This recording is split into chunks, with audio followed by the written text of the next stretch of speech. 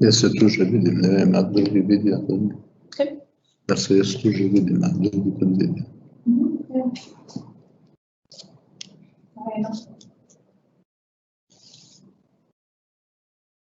To je zamujate. Že imate ljudi.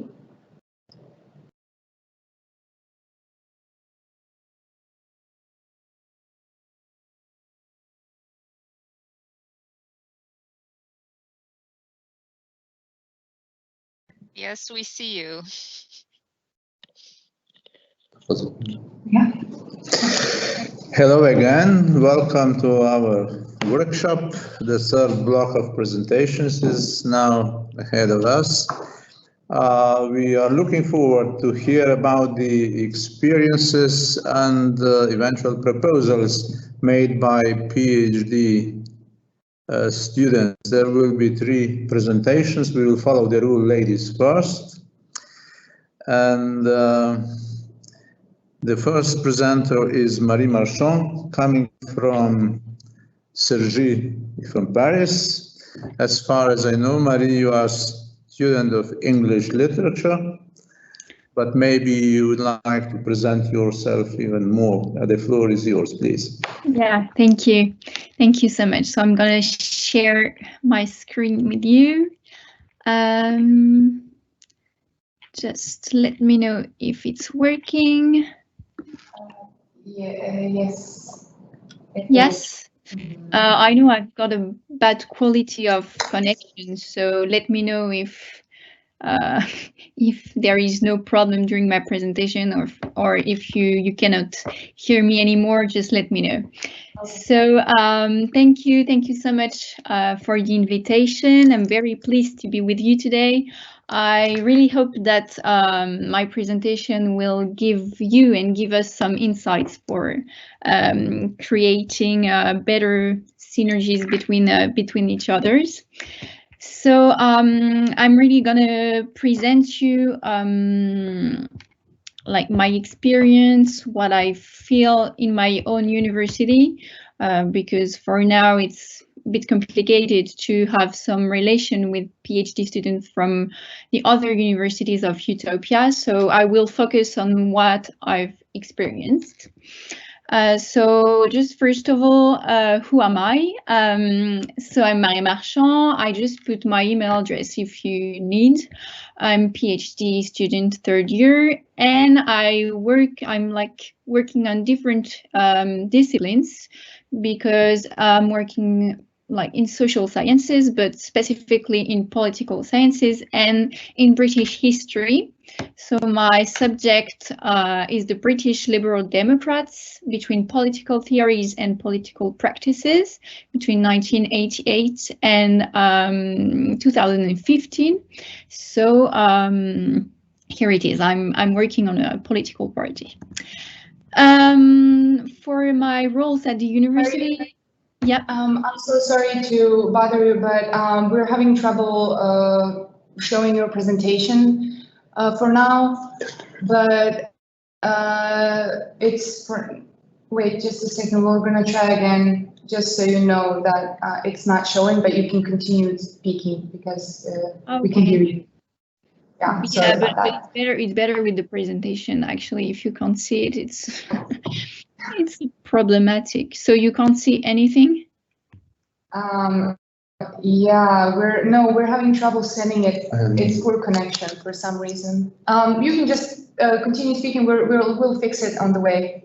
Okay. So, here it is. Is it better? Because if it's better, I put it like this and not on the presentation mode. It's visible now. It's okay. Yeah, so. Okay. So I will try to keep it that way and not going too fast then. So yes, as my roles at the University of CY Cergy-Pontoise, so I'm part of the management board. I'm a PhD representative. I'm also elected representative for students of CY within Utopia. It's been like 4 months. The previous role where I'm in the management board, it's been about maybe 8 months. And I'm also representative at the Agora-Doc Junior Lab, and that's what I'm gonna talk about today, is the creation of this junior lab, because I will explain you that we are struggling to find our place really as PhD student within our university, so we needed to create a new structure. So that's what I'm gonna tell you about this. So globally, I will define my experience as a PhD student in social sciences. I'm talking about my experience, but I've tried to explain what we feel in France as PhD students in social sciences. So we would say that there was a need for a junior lab, and we had at first some statements and difficulties that we've noticed. So maybe 5 years ago, there was a new laboratory which is called Agora, which was created at CY. So it was involving new teachers, professors, researchers, postdocs, and it's a lab made of many, many disciplines. There is literature, history, political sciences. It's really broad, and sometimes it's difficult to find some synergies. And especially from the PhD student side, we are about 120, and it was really difficult for us to find common points. So what I would say globally is that when you work as a PhD student, you feel absolutely lonely. I don't know if it's the case of other PhD students that are here, but I feel that it's really difficult to find your place because first, you don't really have the feeling to have colleagues, because contrary to other disciplines, you're not really working within a team. You're working on your own with your books, your sources. You're absolutely alone, sometimes at home.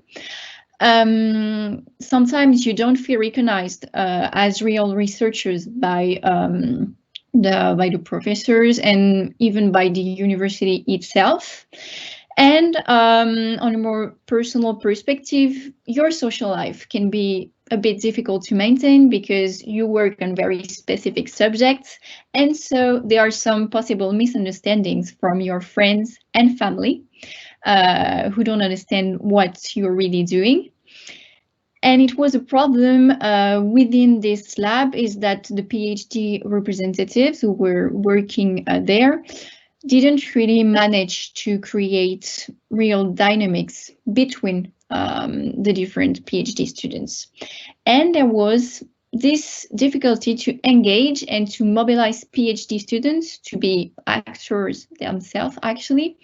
And it was partly because we don't know each other. There are not really events when we can meet, when we can share our work, etc. So what we did is that we started a dialogue that emerged at first from the directors, who had the feeling that there was something wrong going on. And so we responded.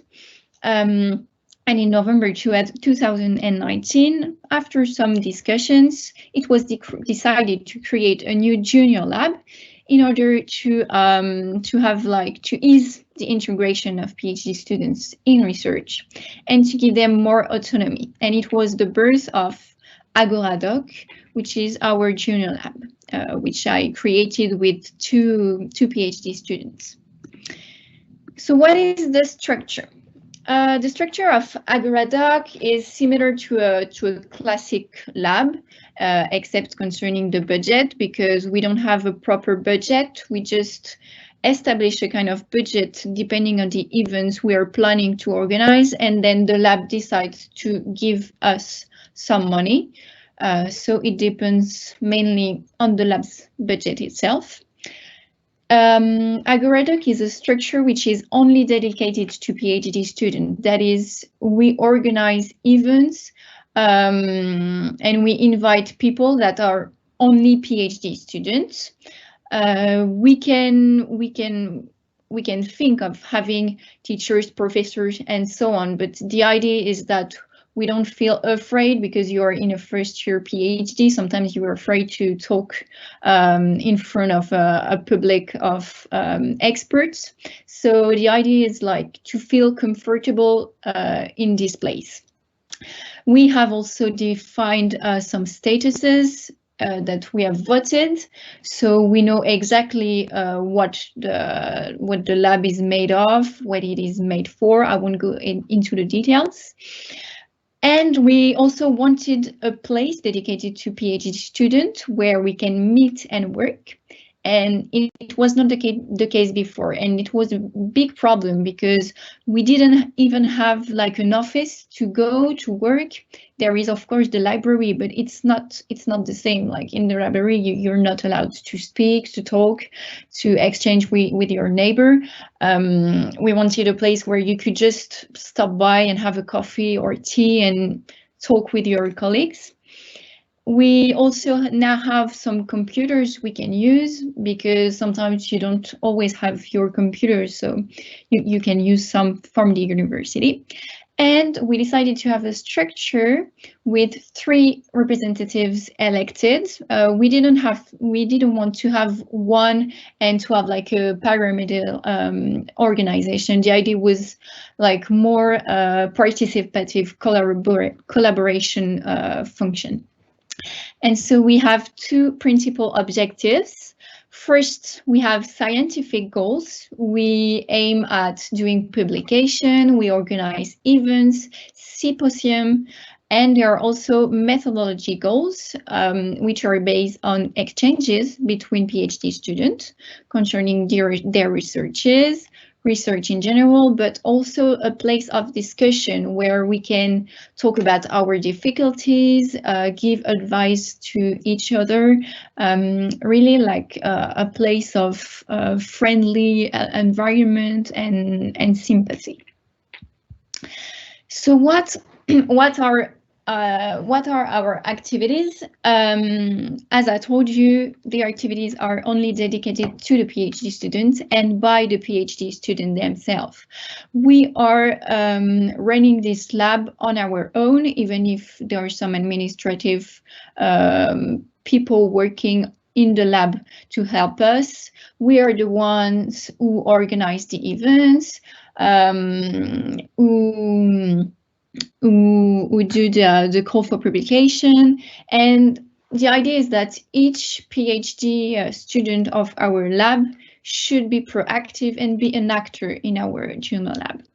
So before COVID-19 crisis, we had scheduled a series of activities that we are trying to maintain, but as you know, it's not easy.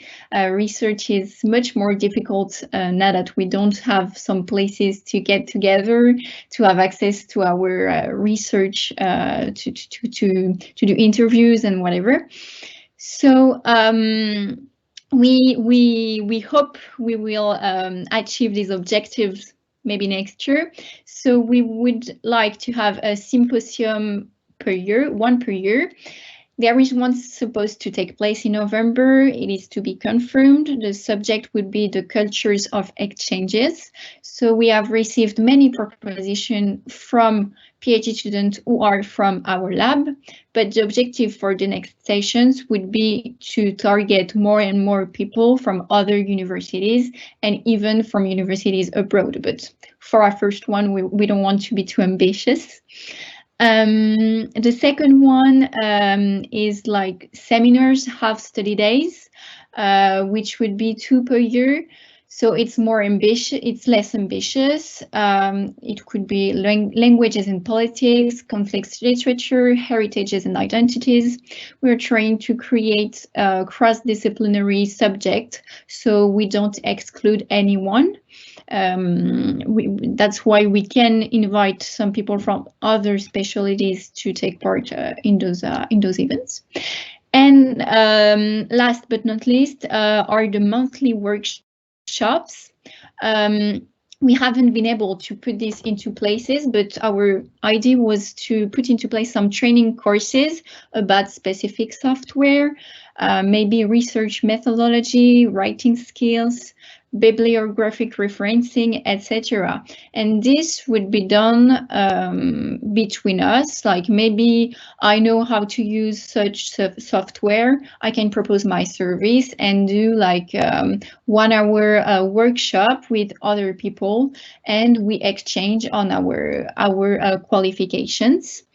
There could also be a preparation to the thesis defense, which is often very, very required because you don't have the occasion to talk about your thesis in front of a group of people before the official moment. And as I told you, we have managed to maintain a certain number of activities online, such as presentation of our works that were followed by discussion. During the crisis, I think we had maybe 8 or 9 sessions. And as I told you, the bigger events are more difficult to organize, but we will try our best to put this into places. So now I'm coming to my conclusion and new perspectives. What I would say is that globally we really struggle to get PhD students engaged, and I would say that we have only about 10% of the students, of the PhD students, who take part in our activities, which is not a lot, and sometimes it's a bit discouraging when you really get involved and you don't see any response. And this is the paradox, because many PhD students are saying, okay, we want some help, but when you give them, you have the feeling that they're not taking it. There is also a lack of synergies between the different specialties aside from our lab. I don't really know what's going on in other laboratories of other disciplines, so it's not easy to communicate between ourselves. With Utopia, we have a very good and exciting thing to come, is the creation of a think tank that should come to birth very, very soon, where it would be a place, an online place where you could publish wherever you are.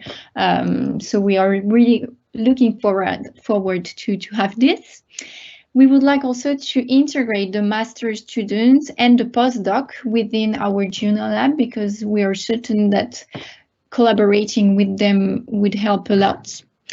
At the level of the university, we would like to create a common document that would take into part the good practices and key elements for better integration of PhD students, such as the administrative tools, how do you ask money to do a research travel, and so on.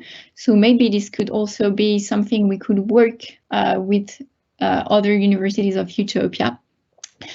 I would also recommend to have a better relationship with our research tutors, because I know that I'm very lucky to have like a great research tutors, but some friends of mine are struggling to get the support they need.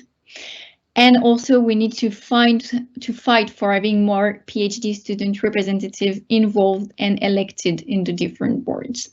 So my conclusion would be that there is still work to be done to really be recognized as researchers and not simply as students. So do not hesitate if you have any question, and thank you for listening.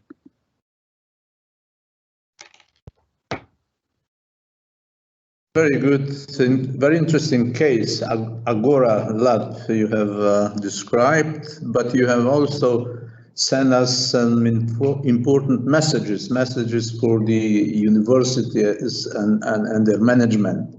I'd like also to say sorry, I did present it you wrongly. You are political science PhD student. Okay, thank you very much. Now we are going to listen a presentation of another case. This is the case of Ljubljana. It will be given by Dr. Thea Romih. She was a student. She's not more a student. She's now a researcher working for the Institute of Chemistry, I think she's been involved in the finding the anti-vaccine or vaccine antivirus COVID vaccine, something like that. You may explain more in detail if you want. But the main reason for inviting Thea is that she's a head of Young Academy. It's a special organization of PhD students and young researchers in Ljubljana. And I'm sure Thea will say more about that. Thea, the floor is yours. Yeah, thank you.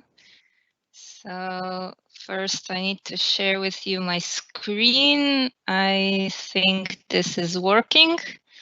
And just, okay, just checking. Do you see my screen?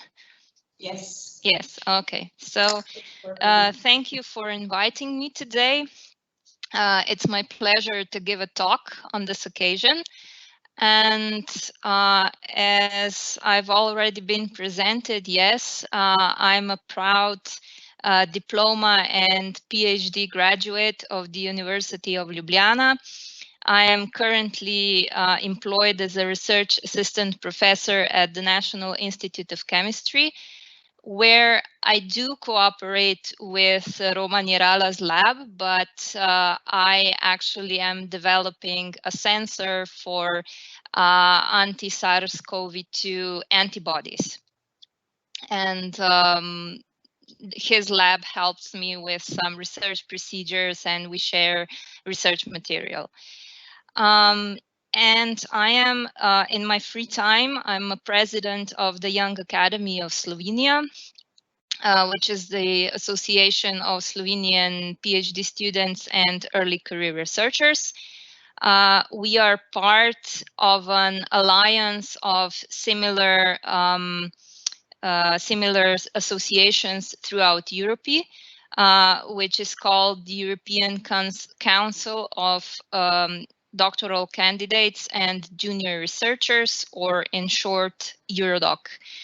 And before I continue with my presentation, I would just like to say that I applaud Marie for her initiative, and I do wish her many success in the future.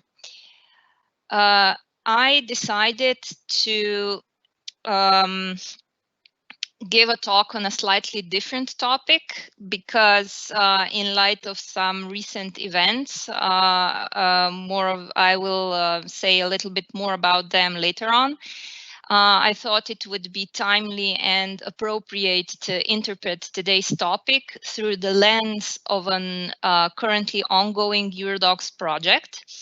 This is reducing the precarity of research careers, which is led by OECD. EURODOC is a stakeholder in this project, and I'm also personally involved in certain activities. So I will present you some statistical analysis I compiled for this purpose. So the purpose of these analyses is to understand what kind of employment types are available for early career researchers, which gives us an insight into how well early career researchers are integrated into the research system and what are the consequences if they are not. So among PhD students at the University of Ljubljana, we can see that this is an estimate. About 15 to 18% are young researchers. This is a special status that exists in Slovenia and means that PhD students are employed to do their thesis research. They are full-time researchers and full-time employees. And we can say that they get all-inclusive training package, so to speak.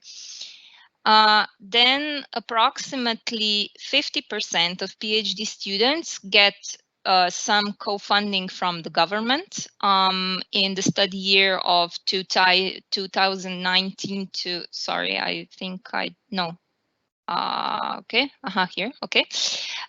In the study year of 2019 to 2020, this co-funding amounts to 75%, which means that these PhD students probably need to combine research with some other activities, such as jobs outside academia, which means that they are also not as well integrated into the research system as young researchers and may need some more time to graduate.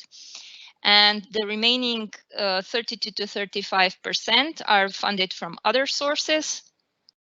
This group includes teaching assistants, but unfortunately, I don't have the data on the detailed breakdown of this category. So as far as postdocs go, fortunately, only 12% are in a true precarious position with part-time employment contracts.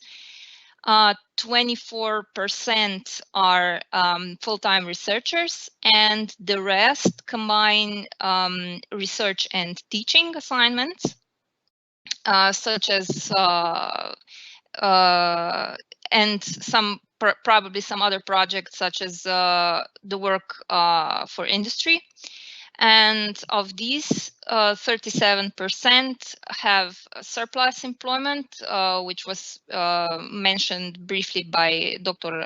Svetlik, which means that they can have up to 120% employment contracts. So all in all, the duration of contracts is unknown, but we can say that at least 88% are full-time employees, which is positive. And so why did I choose to focus on this? Why is this important? As you may know, the Times Higher Education conducted a survey earlier this year. They asked 200 universities throughout the world what their expectations are about the effects of the pandemic on the higher education sector. And the survey showed that the majority of respondents expect dire consequences. So all over the world, pay cuts, redundancies, furloughs, and even bankruptcies are expected, the latter particularly in the US and the UK. So fortunately, the effects are expected to be lesser in Europe than elsewhere, with the exception of the UK. And in line with this, just this Monday, Slovenian government also announced 22 million cut into the Slovenian research and development budget, which is roughly proportional to the total budget for the yearly national project tenders. So this will certainly have some negative consequences on the Slovenian research and higher education system. And what we have learned from the previous crisis, unfortunately, early career researchers will probably be hit the hardest, especially those in more precarious positions. So I think that this graph I'm showing here is quite self-explanatory. So we can see that during the crisis, the age category with the highest unemployment were early career researchers 30 to 39 years of age. And I also need to note that approximately 40% of individuals shown in this graph were unemployed long-term, which means 1 year or more. And if we would show the graph only for this subset, it would mirror the one I'm showing here very closely. So I decided not to show the graphs. And what I'm personally concerned the most is also this situation. So the status of the young researchers is not a protective factor against unemployment. So on the contrary, we can see that young researchers represent up to 50% of unemployed PhD graduates between 25 and 39 years of age, although they received full academic training. So what can be done about the anticipated situation? Well, in 2019, EURODOC and the Marie Curie Alumni Association prepared the so-called Declaration on Sustainable Research Careers, where they proposed certain ways how to mitigate the unwanted consequences of the recent and anticipated academic job market shifts. So I prepared a short overview of the declaration. I invite everyone to read the full document, of course. So the most important point that the declaration emphasizes is that the higher education system needs to adapt to the new supply versus demand situation in the academic job market, and especially more long-term, stable and sustainable career pathways are needed.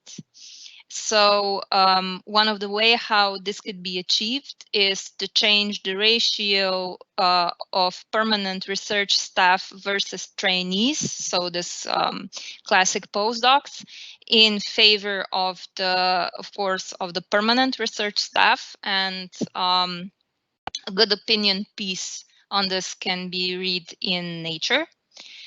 And I would personally also suggest to include potential non-academic employers into research projects, such as, for example, by choosing more applicative thesis topics for PhD students by secondments or similar.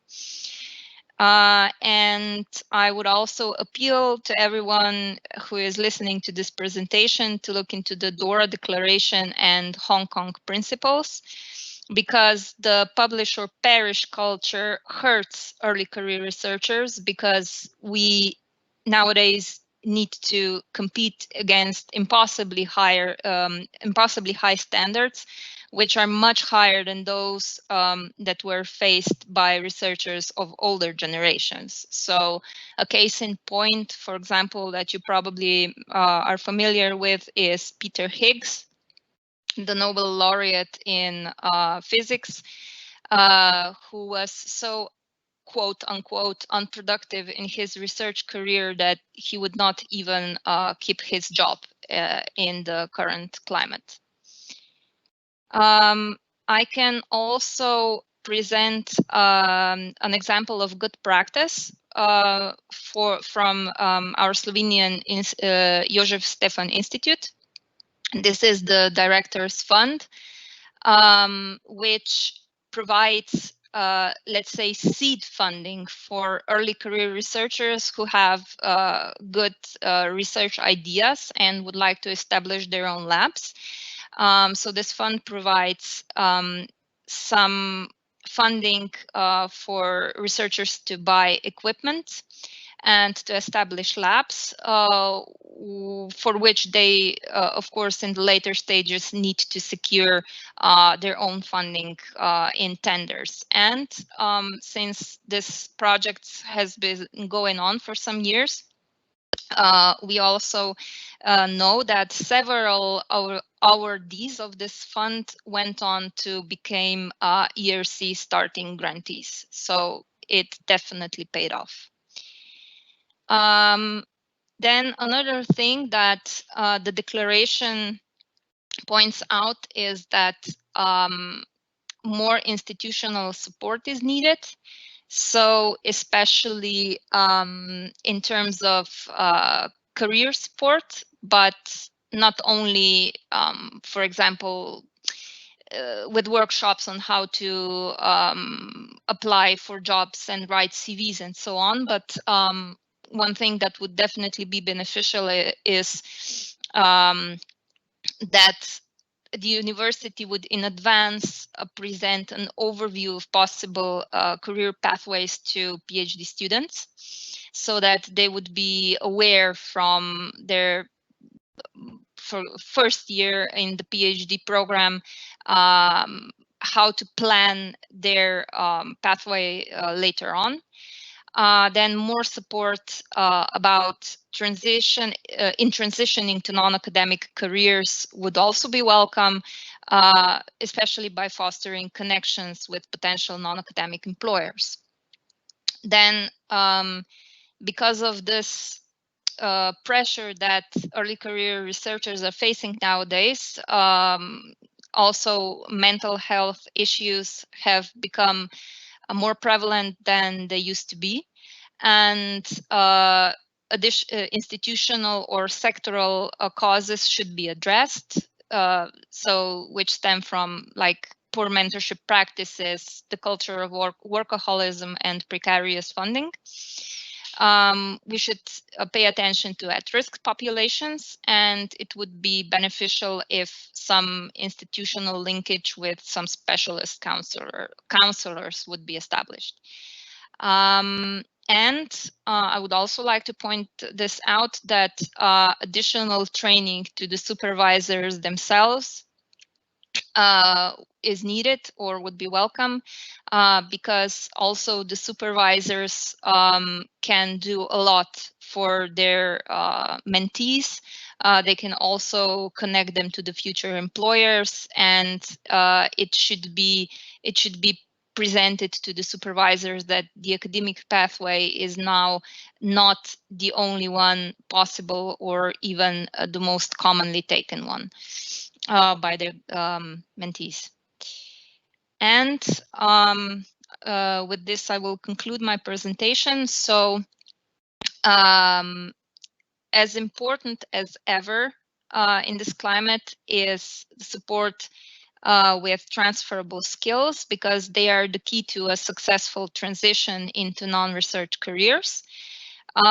We are more accustomed to soft transferable skills, but I would like to emphasize the need for hard transferable skills, such as data analysis, statistics, computer programming, intellectual property rights, patenting, and policy analysis. And I would like to also emphasize the great potential in open science as a transferable skills, because the knowledge of FAIR principles and other aspects of openness is an interest in various non-academic sectors. And also there is a new occupation on the horizon. It's called the data steward. And on the one hand, this is a good alternative career for former researchers who do not wish, for whatever reason, continue a traditional academic path. They can still remain connected to the academia and support researchers by relieving them of the burden of data curation, so that researchers can dedicate to research work. And on the other hand, this is a good alternative career pathway, not so far from the academia for which the researchers were trained. And I would like to invite everyone to read more about transferable skills at the Eurodoc website. So thank you very much for your attention. And if anyone has any more questions, suggestions, would like to connect with us, here is the contact of our association. So thank you. Thank you, Taya, for your interesting presentation. Especially, I think it's important to look at PhD students and their statuses from the wider perspective, not just from one institution perspective. And this is a good additional aspect. And the precarity of careers, which you pointed at, I think should be really considered much more in detail in the future. I would like to say that Utopia network is going to address some of these issues you raised, especially how to be more attentive to the groups which we need special kind of attention or special kind of treatment inside the university. This is work package 5 of the Utopia project, which is called inclusion, meaning that we try to give equal opportunities to all the groups of students, but also staff.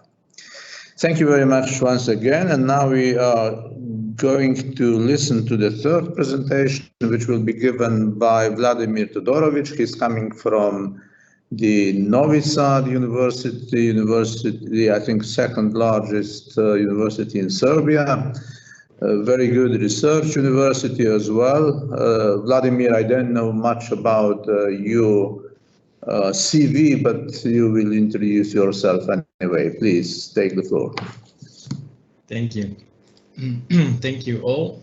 I hope you see my presentation now. In a second. So thank you everyone for joining this workshop this week, and I'm glad to be here as a representative of University of Novi Sad, as a PhD candidate here at the University of Novi Sad, Faculty of Technical Sciences. Unfortunately, the first intention was to be on a live event somewhere nice in Dubrovnik, but now the situation is as it is, so we have to move on to online presentation, and hopefully this will not take a long time, this situation, and we will have chance to gather somewhere all together and present our ideas and our research works. So basically I was creating this slide right now because my presentation was more dedicated to the whole situation at the university and in Serbia. So I was just creating this this slide about me in order to present my research and what am I currently doing. So I finished my bachelor and master studies in electrical engineering here at the Faculty of Technical Sciences. And as I mentioned already, I'm a PhD candidate at industrial engineering, also at the Faculty of Technical Sciences. I had a chance in last, I don't know, 5 or 6 years to gain a lot of experience through international visits, and I spent a lot of time at different universities through Erasmus Plus and H2020 projects. So directly connected to my thesis, I was researching together with the professors and teaching staff from Osijek, Croatia University, Cluj-Napoca in Romania, Technical University, and Technical University Hamburg in Germany. I spent there altogether more than 2 years working together with their teams. For 10 years, I was a head of international and project office at the Faculty of Technical Sciences. Last year, I moved to the university central office, where I'm currently a senior associate for project development. And as you can see, I'm dealing a lot with the projects, so I'm leading a few H2020 projects. I had 2 big Tempus projects, also some Interreg cross-border projects, etc., etc. So,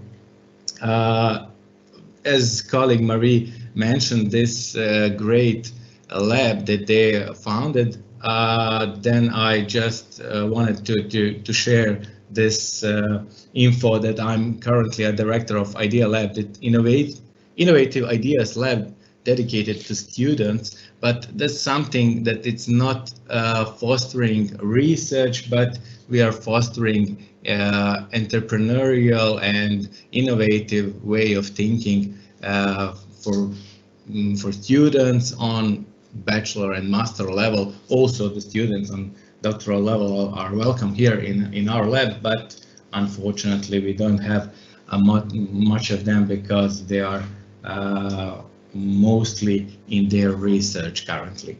So a short presentation about the university, the second largest, as it's already stated, second largest university in Serbia, founded in 1960, so we have 60-year celebration this year.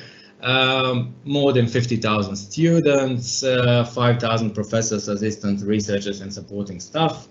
What is worth mentioning for this university that we have more than 140 startups and spin-off companies coming from the university.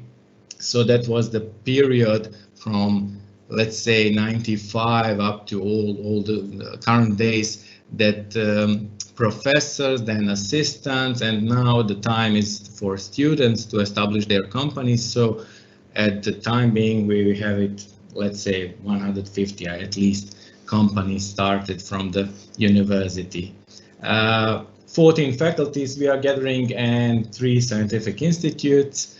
And what is also different from other universities in Serbia, that we have a unique campus.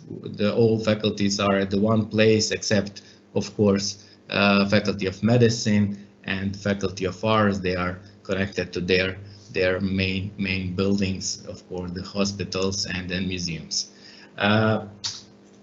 University of Novi Sad comprises faculties also in different cities, 4 cities of Vojvodina, so Novi Sad, Sombor, Zrenjanin, and Subotica are the cities where the faculties are situated. We are covering different study and scientific fields, technical and technological sciences, of course, the biggest part of the university, social sciences and humanities, natural sciences, medical sciences, and arts.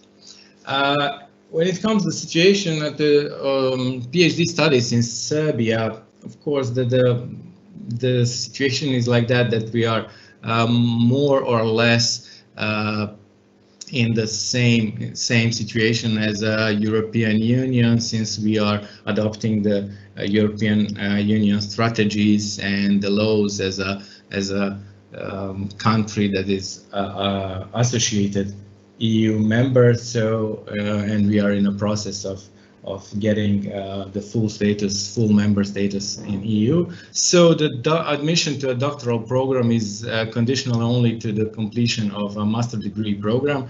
So the students have to have at least 300 ECTS in order to start their PhD program. Since 2006, our doctoral programs are organized in structured program, including courses and exams. For all 3 years of PhD studies, we have exams.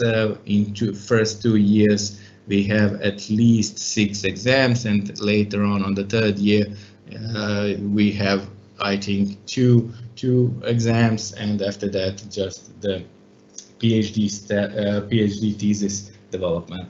So apart from independent research, PhD candidates have to attend courses, to pass exams, and publish scientific articles on international level. So the thesis must contain original and published results or results accepted for publication in scientific journals in Web of Science. The thesis subject can be a proposal from a doctoral candidate or can come from the supervisor. And the final decision about the thesis subject approval comes from the teaching and scientific council at the university level. Research can be carried out also, beside, of course, at the universities and the faculties, in research centers or institutes. So it is organized differently among the faculties. The time spent on research varies according to the structure of the doctoral program, but usually hands-on research is done in the second part of the 3-year program. The 3 first semester would be devoted to courses and the last 3 to research. Current situation in Serbia about the students and the structure is like that according to the data of Statistical Office of the Republic of Serbia, right now at the moment Serbia has total about 30,000 doctorate holders, which makes about 4,000 doctorate holders per million inhabitants, and that's, let's say, the European average at the moment. Out of the total number, more than 95% of doctorate holders are employed. Currently, in this year, 9,000 PhD students are enrolled in Serbia at the universities, public and private universities altogether. Now I would like to mention that the postdoctoral studies are not recognized by the law in Serbia. And when it comes to postdoctoral studies, that's something that is just recognized by the institution and giving you a chance just to have more not just more experience, but to give you a chance for your workplace to have, I don't know, admission or something like that. But by the law, there is no recognition of postdoctoral studies, and there is no postdoctoral studies organized in Serbia, of course. Fields and age structure, we are still in a problem because the 65.5% of doctorate holders are over the age of 45, less than 10% of population aged up to 35, and according to the structure, so less than 10% of doctorate holders are aged up to 35. And when it comes to the structure in scientific fields, 40% of doctorates is coming from the field of social sciences and humanities, and 28% coming from technical sciences and technology. And that means that Serbia is lagging behind when compared to the current state and development projections of European countries. In order to have an innovative and perspective country, let's say, you have to have a bigger percentage PhDs coming from the technical sciences and technology, and at least have it like we have it now in social sciences and humanities.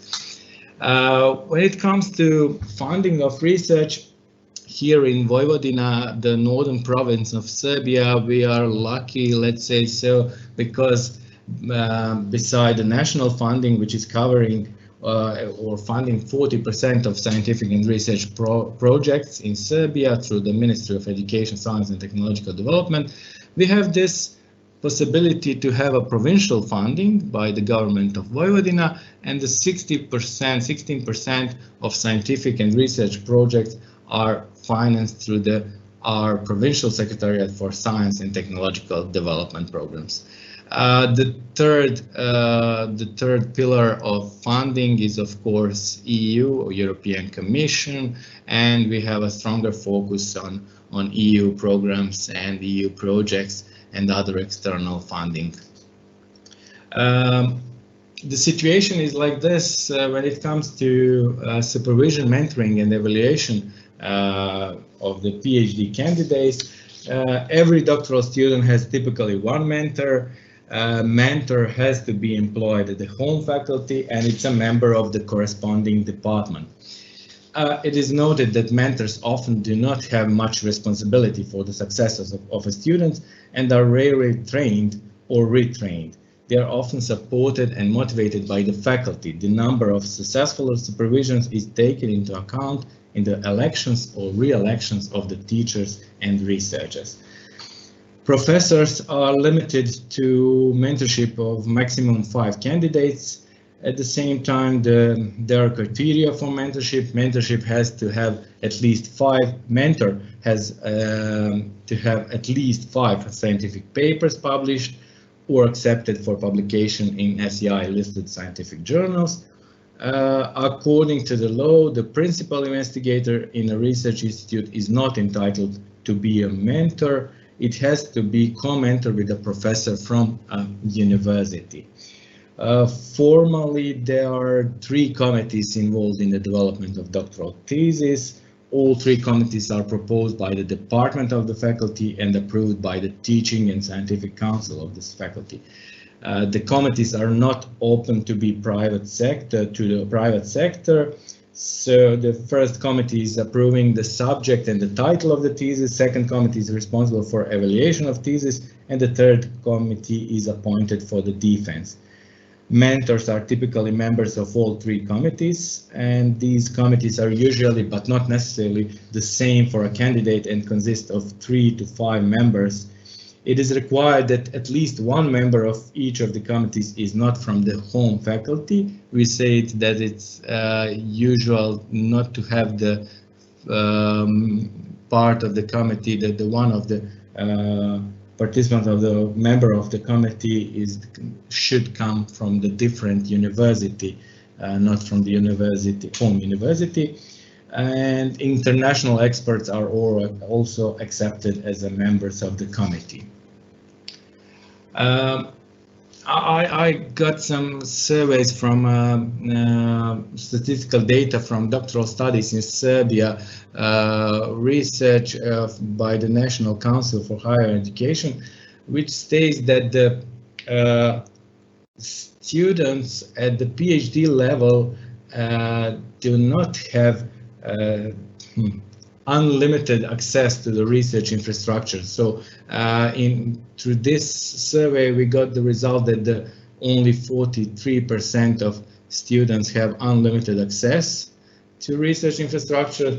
Partial access has 39% of students, and 18% of students has no access to research facilities at their universities. And that's the, let's say, one of the problems, let's say so. The second problem, I would say, it's that we have, through the same survey, we got the result that the 44% of PhD students have no international research experience. That means that almost half of the students have no any visits to the university abroad and didn't have chance to collaborate with their partner researchers in different countries. So that's the second, let's say, biggest problem when it comes to the PhD studies in Serbia. So innovative doctoral studies, or what is expected to be done in order to slightly change this situation and move forward. I was dividing this into 6 different stages. Research excellence. Striving for excellent research is fundamental to all doctoral education. From this, all other elements flow. Academic standards set via peer review procedures and research environments representing a critical mass are required. The new academic generation should be trained to become creative, critical, and autonomous intellectual risk takers, pushing the boundaries of frontier research. International networking, like I just mentioned, the doctoral training should provide opportunities for international networking through collaborative research, co-tutel, dual and joint degrees. I must emphasize here that in Serbia, we don't have a possibility for joint degrees. We have a possibility for co-tutel and dual degrees, but still don't have the law accepting joint degrees or the one diploma from different universities.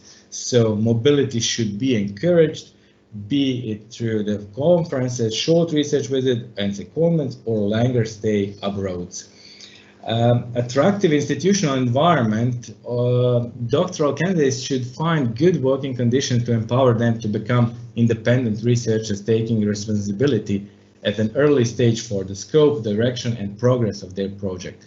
These should include career development opportunities in line with the European Charter for Researchers and the Code of Conduct for the recruitment of researchers.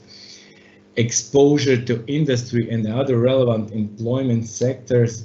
I mentioned that the private sector is not allowed to be a part of the PhD thesis. Anyhow, the members of the committees are not allowed to come from the private sector, but the term industry is used in the widest sense, including all fields of future workplace and public engagement, from industry to business, government, NGOs, charities, and cultural institutions.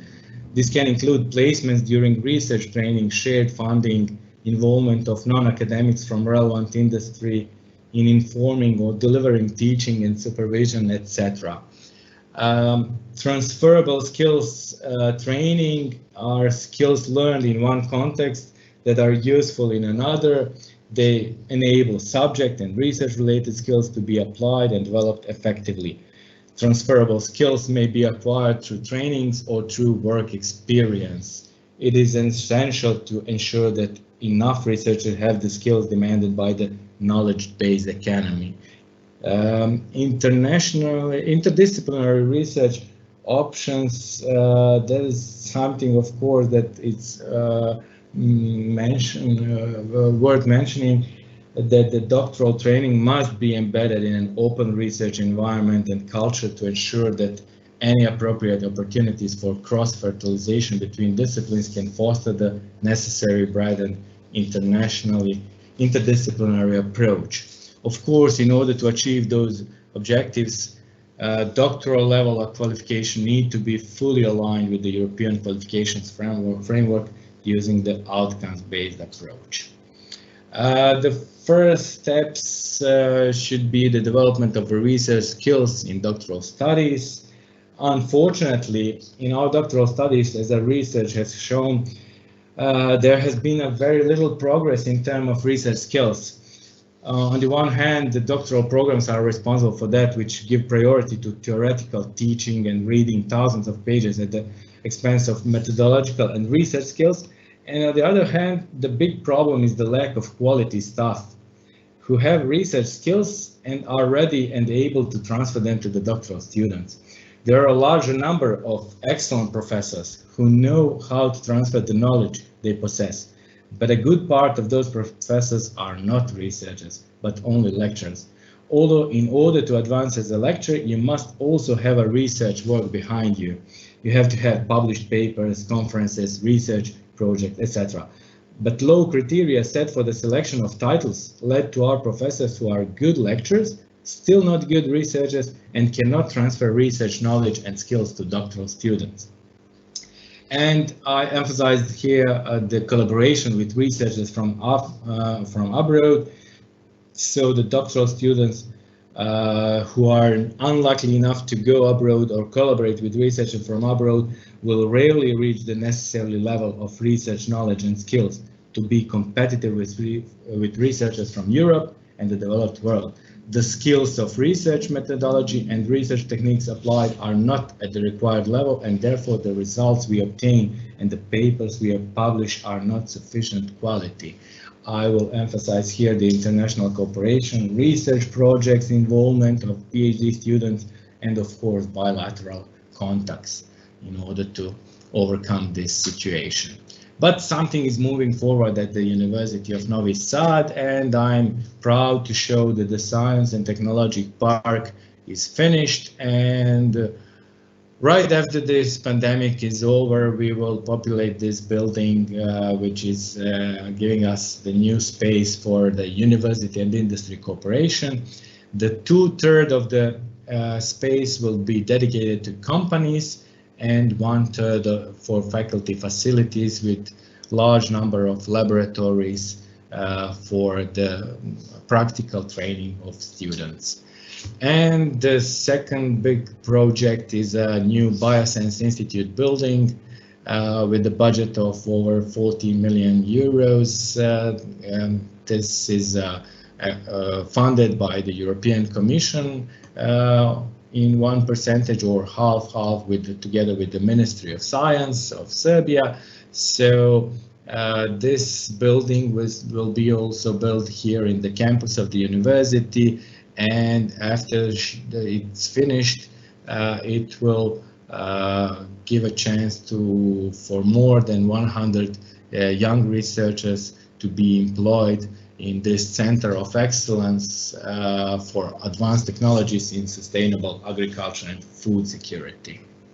So thank you very much for your attention, and hope you now have a clear picture about the PhD studies in Serbia. Vladimir, thank you very much for your presentation, which has been a comprehensive one, and congratulations to the new achievement of your university as well. I'm looking at the clock, and I have realized that we have run out of time. The time devoted to questions is no more available, but there's also no questions here. But I'm very glad to notice that the conversation between presenters has started already, and that's one of the purposes of this circulation of knowledge intention of this workshop and the following ones which are planned for. So thank you all the presenters, Marie, Thea and Vladimir. I hope we will stay in touch later on, also during the Utopia project, and I'm sure everybody who was listening to your presentations have got very important messages to remember and to put some changes into action.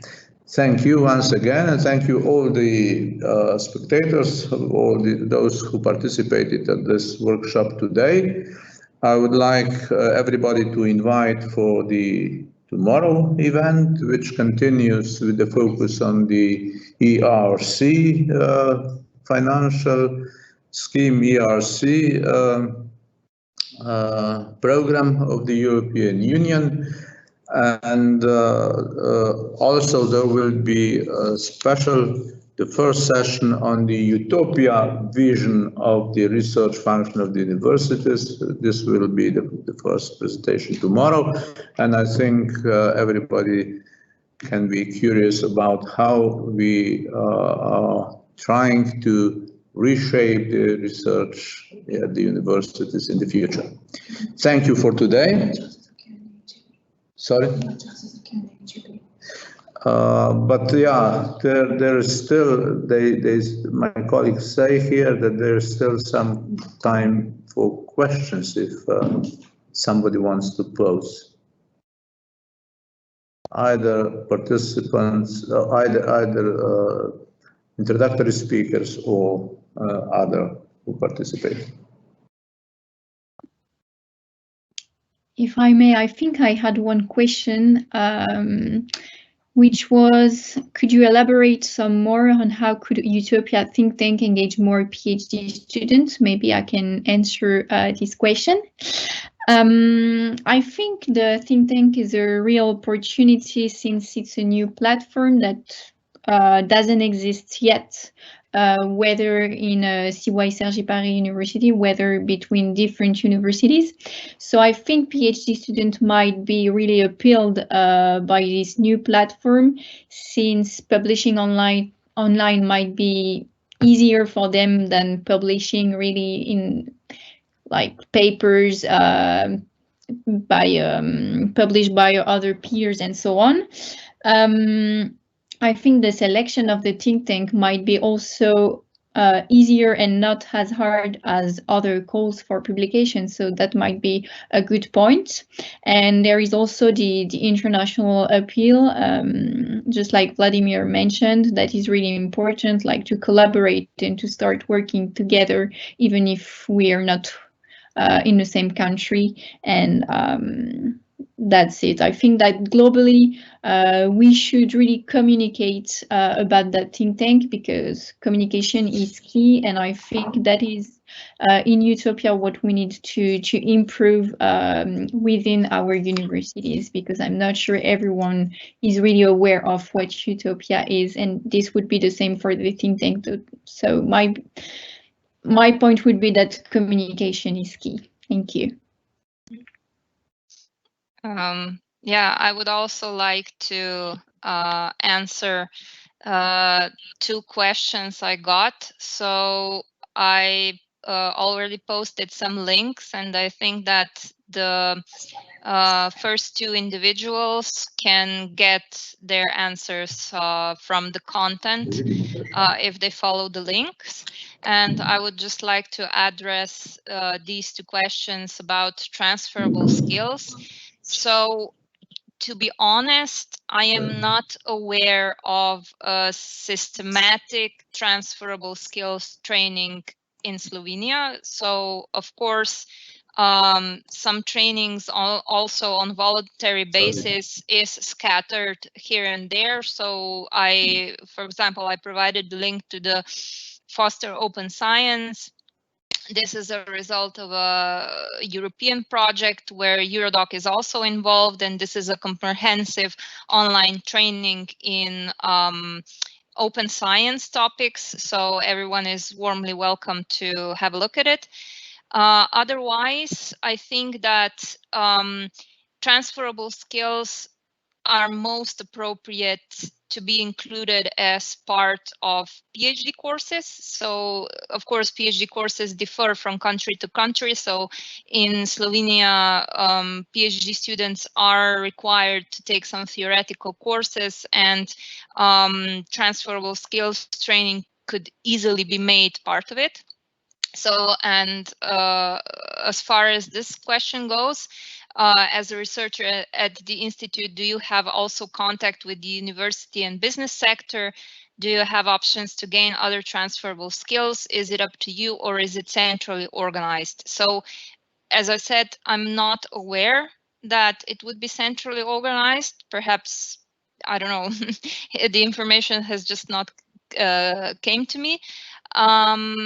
So my institute is very research oriented. So our contact with the university, of course, other than collaborations on research projects, is also through PhD students who are enrolled at the University of Ljubljana doctoral school. I think in the great majority of cases.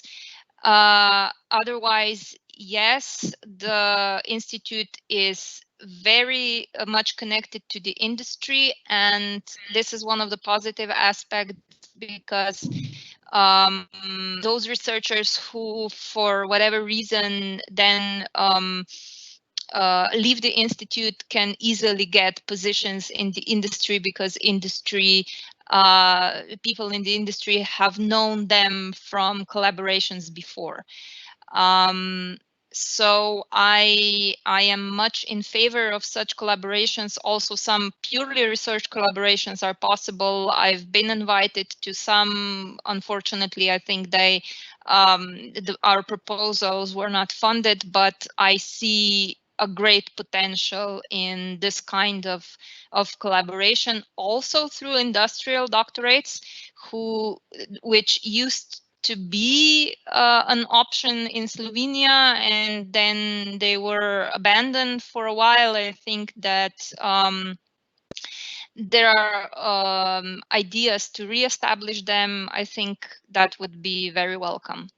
So that's it. I think we need to conclude, so I would not go into further detail. Thank you both. Maybe Vladimir, you would like to have the final word? Actually, I had two questions in this question and answers part, but I was answering directly into this chat, so I don't know. Actually, the question was about the career perspectives for PhD students in Serbia, and do they have a research? They are applying for Maria Skłodowska-Curie actions and other grants for their research funding, and I just mentioned that yes, the University of Novi Sad is generally very active when it comes to the funding, international funding and European funding. So more than University of Belgrade, University of Novi Sad is dedicated to this part, and actually we are proud to announce that we have around 200 international projects, and many of them are research oriented. But the problem is that always the same groups of researchers are applying for the projects, and they are very active, and we have big groups at I don't know, Faculty of Philosophy, Faculty of Economy, Faculty of Law. They are very inactive, and the problem is that most of the projects are coming to the Faculty of Science, Technical Sciences and Technology. So that will be it. Thank you. Thank you all once again. I noticed only now, I didn't notice before, that there is quite a number of questions, so that increases the value of your presentations, because you raised the interest, and I'm very glad to see that. Unfortunately, yeah, the time is spent now for this session. Thank you once again to all three presenters and the audience, and see you tomorrow, I hope. Bye-bye. Bye. Thank you. Have a good day.